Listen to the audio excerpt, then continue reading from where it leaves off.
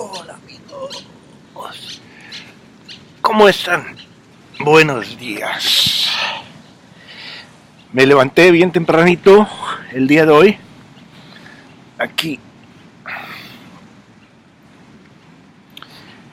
en esta hermosa playa veracruzana, donde vine a pasar unos días con parte de mi familia. Entonces me levanté muy temprano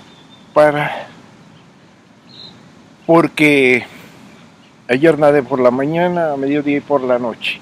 De modo que me levanté temprano para hacer esta nueva entrega de mis Memorias Indiscretas número 14, antes de meterme al mar.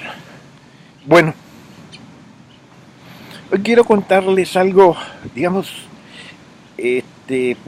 podríase pensar incómodo o difícil de mi vida. Como quizás ya lo conté un poco, yo 2 veces he estado fuera de la realidad, completamente. Alguien diría que estuve loco, paranoico, esquizofrénico, que tuve una profunda depresión 2 veces en mi vida. Entonces les voy a contar mi versión de por qué caí en un abismo cuando yo tenía como unos 17 años. Resulta que cuando terminé mi bachillerato, yo tenía muchas aspiraciones de ser algo, ¿no? Todavía no sabía si escritor o lo que sea. Lo que sí era dedicarme a leer muchísimo tiempo y a soñar, ¿no? Entonces, eh, y a jugar basquetbol. Pero en mi casa eso no funcionaba porque resulta que éramos siete hijos y una madre y había que sobrevivir. Entonces mi madre, que vio que yo me dedicaba al dolce farniente, a no hacer nada más que leer y echar relajo, consiguió trabajo en un pueblo lejano de Costa Rica, un pueblo que se llama Pueblo Nuevo de Punta Arenas.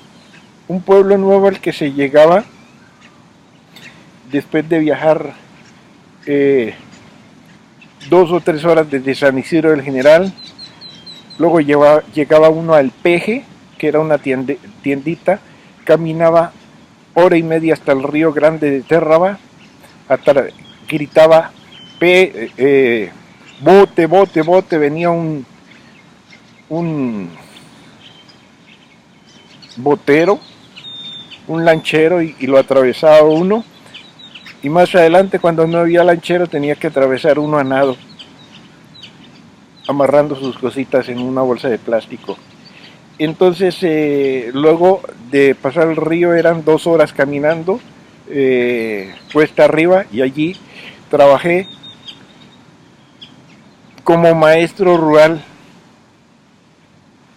varios meses hasta que realmente perdí la cabeza, perdí la conciencia.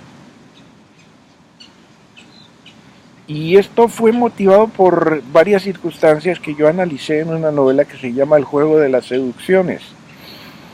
Una de ellas era el hecho de que se habían frustrado mis sueños, mis ambiguos sueños de grandeza,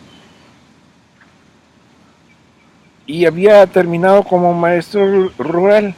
Mi madre me había echado prácticamente de la casa y tuve que recluirme en un pueblo donde había apenas un granero, una cancha de fútbol y una escuela.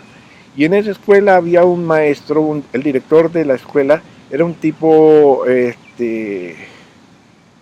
insolente, locuaz, borracho y homosexual. Entonces el tipo comenzó a acosarme y yo, pues un muchacho inexperto, sufría ese tipo de acosos, y un día le pegué. Me persiguió con un puñal y le pegué. Eso creó una enorme tensión entre el maestro y el director. Otra circunstancia que fue bastante particular fue el hecho de que yo tenía, como siempre he tenido, una fuerte pulsión sexual no resuelta. Yo creo que por esos tiempos yo no me había acostado con ninguna mujer y tenía pues esa tensión, esa deseo de solucionar ese misterio de la sexualidad, de saber qué era ese asunto. Y había una niñita indígena que llegaba al,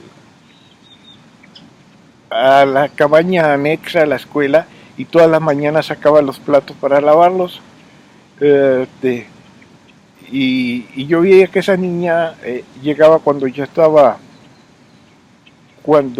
todavía dormido, abría la puerta de mi habitación donde se guardaban los trastes de cocina y los sacabas los sacaba y se quedaba mirándome.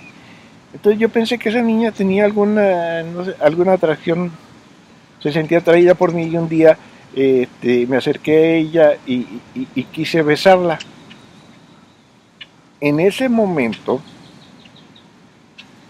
otra niña, la hija del patrón de la tienda del pueblo, estaba mirando por un huequito y salió corriendo a decirle a su papá que el maestro estaba abusando de esa niña indígena. Pues resulta que me hicieron un juicio en ese pueblo. Se reunieron todos para juzgarme. Y yo me defendí con cierta, digamos, cierta habilidad. Y el pueblo que no, en realidad no era pueblo, eran 3 casas y una cancha de fútbol y una escuela. Todos los pobladores, toda la gente que llegaba a ese pueblo era gente de los alrededores, que vivía en las montañas a 3, 4, 5 kilómetros. Era un sitio totalmente aislado del mundo. Entonces la gente escuchó mis argumentos con respecto a lo que había sucedido y también escuchó al director, porque la intención era echarme del pueblo. El director arguyó que yo era un elemento negativo, perverso, etcétera, etcétera, etcétera. Y yo argumenté que el hombre era un tipo perturbado, borracho, no sé si lo acusé de homosexual, pero todo el pueblo lo sabía.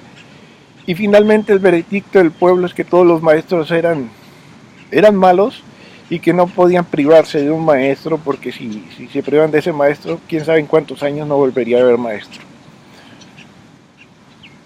Después de eso, en una feria del pueblo, a mí me tocaba repartir licor. Repartía el licor, entonces yo estaba dando licor, vendiendo el licor, y cada vez que vendía un trago, me tomaba un trago para el solicitante, otro trago para mí, uno. El caso es que tomé tanto que llegó un punto en que de pronto salí corriendo y me encerré en mi cabaña. A partir de entonces mi mundo se rompió. Después yo me encerré, me fui a la selva, me metí a la selva y estuve allá, yo creo que varios días mirando un río. Me buscaron en el pueblo, gritando, buscando al maestro. Un día decidí regresé al pueblo, agarré mi maleta que estaba llena de libros, me regresé a San Isidro del General, llegué a mi casa con mi maleta y le dije a mi madre: mamá, estoy loco, y me puse a llorar. A partir de entonces duré encerrado en mi cuarto más de un año, llenándome de imaginaciones terribles, de persecuciones, de alucinaciones, etcétera. Bueno, ya estoy culminando los 10 minutos de esta entrega de memorias indiscretas. Voy a suspenderla, pero antes les voy a dar una visión de los alrededores. Aquí estamos en una playita de Veracruz, una hermosa playa. Ay, siento como dolorío el cuerpo, como que nadé demasiado, pero no, ni modo. Hoy volveré a nadar. El show tiene que seguir. Me despido. Aquí son 10 minutos 30 segundos.